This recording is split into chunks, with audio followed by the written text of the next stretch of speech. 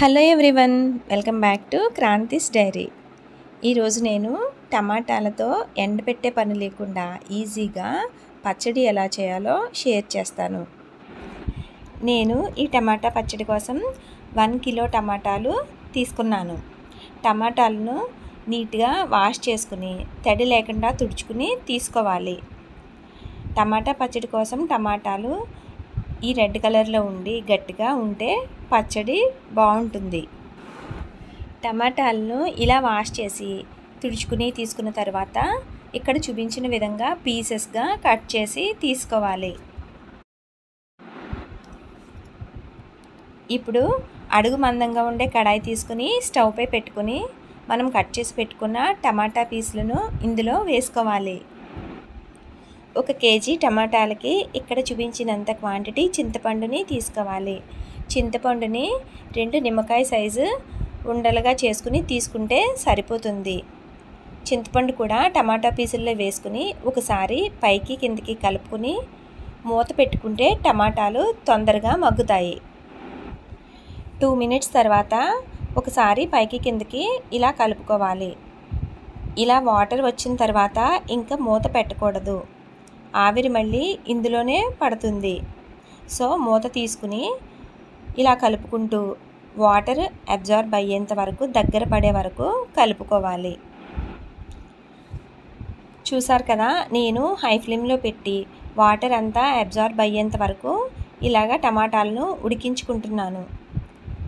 ఇలా దగ్గర పడే కన్సిస్టెన్సీ వచ్చేంత వరకు టమాటాలను బాగా ఉడికించుకొని ఈ కన్సిస్టెన్సీ వచ్చిన తర్వాత స్టవ్ ఆఫ్ చేసుకోవాలి. స్టవ్ ఆఫ్ చేసుకున్న తర్వాత దీన్ని పక్కన పెట్టుకుని స్టవ్ పైన ఇంకొక కడాయి పెట్టుకుని 1 టేబుల్ స్పూన్ మెంతులు, 2 టేబుల్ స్పూన్ల ఆవాలు వేసుకుని ఇలా డ్రై రోస్ట్ చేసుకోవాలి. ఆవాలు మెంతులు తొందరగానే ఫ్రై అయిపోతాయి. ఇవి ఇలా కలుపుకుంటూ ఫ్రై చేసుకుని చల్లారిన తర్వాత పౌడర్ చేసి పక్కన పెట్టుకోవాలి. ఇప్పుడు ఉడికించి పక్కన పెట్టుకున్న టమాటాలలో 1 కప్పు కారం వేస్తున్నాను, 1/2 కప్పు సాల్ట్ వేస్తున్నాను. ఇప్పుడు పచ్చడి చేసుకునేటప్పుడు కారంలో సగం సాల్ట్ తీసుకోవాలి. వేయించి పక్కన పెట్టుకున్న ఆవాలు మెంతుల పౌడరు, 1 వెల్లుల్లిపాయ తీసుకుని పొట్టు తీసి రెబ్బలు తీసుకోవాలి. ఇప్పుడు ఇవన్నీ కలిసేలాగా గరిటెతో బాగా కలుపుకోవాలి. ఇలా కలుపుకున్న తర్వాత కొంచెం క్వాంటిటీగా మిక్సీ జార్లోకి తీసుకుని మెత్తగా చేసుకుని పక్కన పెట్టుకోవాలి. ఇలాగా బరకగా మిక్స్ చేసుకుని ఒక బౌల్లోకి తీసుకోవాలి. ఇప్పుడు ఈ పచ్చడిని పోపు పెట్టుకోవాలి. స్టవ్ పైన మళ్ళా కడాయి పెట్టుకుని 1.5 కప్పు ఆయిల్ వేస్తున్నాను. నేను గ్రౌండ్నట్ ఆయిల్ యూస్ చేస్తున్నాను. పచ్చడి చేసుకునేటప్పుడు గ్రౌండ్నట్ ఆయిల్ కానీ నువ్వుల నూనె కానీ వేసుకుంటే పచ్చడి టేస్ట్ బాగుంటుంది.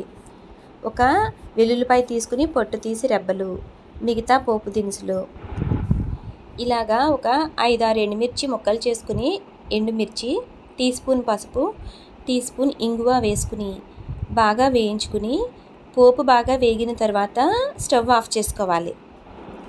ఇప్పుడు ఈ పోపుని మనం పక్కన పెట్టుకున్న పచ్చడిలో వేసుకోవాలి. ఈ ఆయిల్ అంతా పచ్చడిలో కలిసేలాగా కలుపుకోవాలి. ఆయిల్ అంతా పచ్చడి అబ్జర్వ్ చేస్తుంది. చూసారు కదా, టమాటా పచ్చడి ఈజీగా ఎండపెట్టకుండా ఇన్స్టెంట్గా ఎలాగా ప్రిపేర్ చేసుకోవాలో.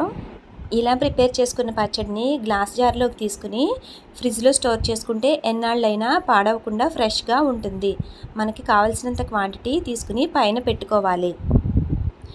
వీడియో కనుక నచ్చినట్లయితే మీరు కూడా ఒకసారి ట్రై చేసి చూడండి. వీడియో నచ్చితే లైక్ చేయండి, ఫ్రెండ్స్కి రిలేటివ్స్కి షేర్ చేయండి. ఛానల్ని సబ్స్క్రైబ్ చేసుకోండి. సబ్స్క్రైబ్ బటన్ ఎదురుగా ఉన్న బెల్ బటన్ మరిన్ని వీడియోస్ కోసం యాక్టివేట్ చేసుకోండి. Thank you for watching.